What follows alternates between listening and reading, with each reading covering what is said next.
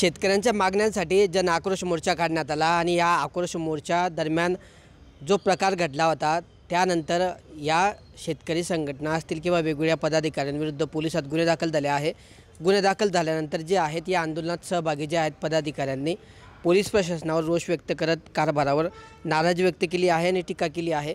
नेमकं पदाधिकाऱ्यांची काय भूमिका आहे हे बोलण्यासाठी आपल्यासोबत हे पदाधिकारी आहेत।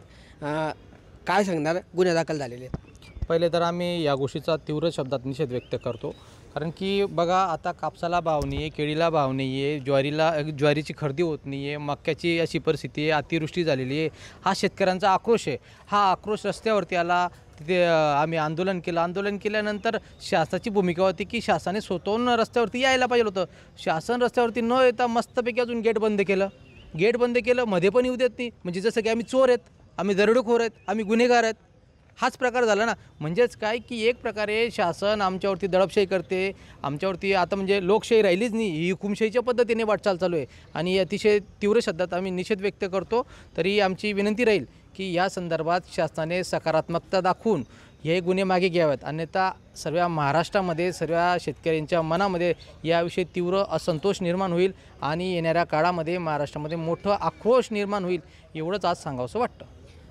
पोलिसांचं असं म्हणणं आहे की परवानगी फक्त 7 लोकांना जाण्याची दिली होती, त्यानंतर बाकीचे जे शेतकरी होते त्यांना चिथवण्याचा प्रयत्न झाला आणि शासकीय कामात अडथळा निर्माण केला, असे गुन्हे दाखल केले। असं काही कुठलं पत्र त्यांच्याकडे असेल त्यांनी दाखवावं। जिल्हाधिकारी कार्यालयामध्ये शेतकरी जन आक्रोश समितीच्या वतीने ज्या वेळेस जिल्हाधिकाऱ्यांची भेट घेण्यासाठी गेले तर त्या ठिकाणी असं कुठे कायदा आहे की ते 2 लोकांनी यावं, 4 लोकांनी यावं? त्या ठिकाणी मागण्यांचे निवेदन घेऊन गेले असता जर पोलिसांनी ते मुख्य दार बंद केलं नसतं आणि जिल्हाधिकारी महोदयांनी जर शेतकऱ्यांशी भेटून त्यांच्यासोबत चर्चा केली असती तर मला असं वाटतं हा प्रकार घडला नसता। अतिशय निंदनीय हा प्रकार आहे। जर हे पाशवी सरकार अशा पद्धतीने, पाशवी राज्यकर्ते असे जुलमी पद्धतीने जर कधी शेतकऱ्यांवर अन्याय करत असतील तर आम्ही याचा निषेध करतो आणि जर हे गुन्हे मागे घेतले नाही तर आम्ही या ठिकाणी शेतकरी जन आक्रोश समितीच्या वतीने जेल भरो आंदोलन केल्याशिवाय राहणार नाही। काय सांगणार भाऊ? ज्या शेतकरी आक्रोश मोर्चाच्या संदर्भामध्ये गुन्हे दाखल झाले तर हे गुन्हे चुकीचे दाखल झाले, कारण मोर्चाचा 1 दिवस अगोदर आम्ही RDC माडी मॅडम यांची भेट घेतली, त्यांना निवेदन दिलं आणि सांगितलं की हे 7-8 प्रमुख मागण्या आहेत, प्रमुख अधिकाऱ्यांना तुम्ही उपस्थित ठेवा आणि त्याप्रमाणे मॅडमने हो सांगितलं। आणि जेव्हा मोर्चा निघाला त्या मोर्चाला कोणीही अधिकारी त्या ठिकाणी आलं नाही।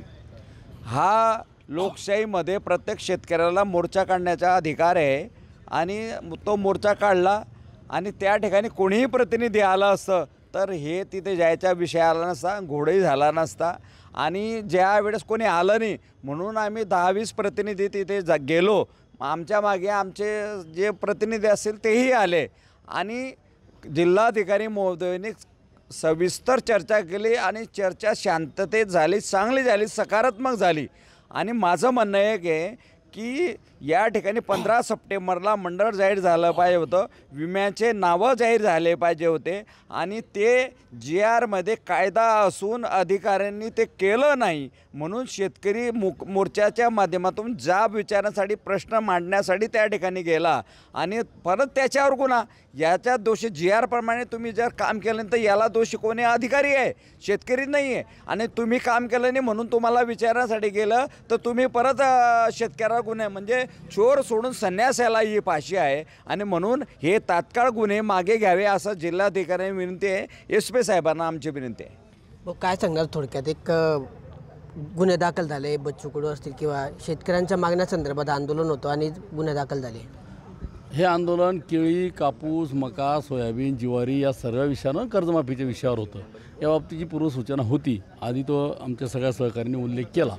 त्या ठिकाणी अतिशय शांततेने 1 तासभर कलेक्टरांकडे चर्चा झाली, पण त्यानंतर दुसऱ्या दिवशी गुन्हा कळतो, म्हणजे आफ्टर थॉट हा गुन्हा त्या ठिकाणी दाखल करण्यात आला। मी 4ही मंत्र्यांना सांगू इच्छितो की बाबांनो, या जिल्ह्यामध्ये पोलिसांना त्यांच्या पद्धतीने काम करू द्या। या ठिकाणी अंमली तस्करी वाढलेली आहे, युवक भरकटतोय, या ठिकाणी महिला असुरक्षित आहे, ट्रॅफिकची समस्या आहे, दिवसाढवळ्या खून पडत आहेत, पोलीस बळाला तिथं त्यांचं काम करू द्या. अशा पद्धतीनं हे असे गुन्हे दाखल करायला लावून त्या पोलिसांचा वेळ घालवू नका. त्या पोलिसांना त्यांच्या पद्धतीने या जिल्ह्यामध्ये कायदा सुव्यवस्था राखू द्या, हे काम पोलिसांना करू द्या. पण सरकारमधला एक पक्ष आणि इतरही पक्ष त्या ठिकाणी पोलिसांना त्यांचं काम करू देत नाही आणि पोलीस मात्र त्यांचे गुलाम झाल्यासारखे वागत आहेत. हे या ठिकाणी खेदानं नमूद करावं असं वाटतं. तर राजकीय दबावातून एक गुन्हा दाखल झाल्याचा आरोप या ठिकाणी पदाधिकाऱ्यांनी केला आहे. तत्काळ गुन्हे मागे घ्या, अन्यथा हजारोंच्या संख्येने जेलभर आंदोलन करण्याचा इशारा या ठिकाणी पदाधिकाऱ्यांनी दिला आहे. मात्र शेतकऱ्यांच्या मागण्यासाठी आंदोलन होत असेल आणि त्या आंदोलनकर्त्यांवर जर अशा पद्धतीने गुन्हा दाखल होत असेल तर लोकशाही शिल्लक राहिली आहे का, असा सवाल देखील या ठिकाणी पदाधिकाऱ्यांनी उपस्थित केला आहे. कॅमेरा पर्सन जकी अहमदसह किशोर पाटील, TV9 मराठी, जळगाव.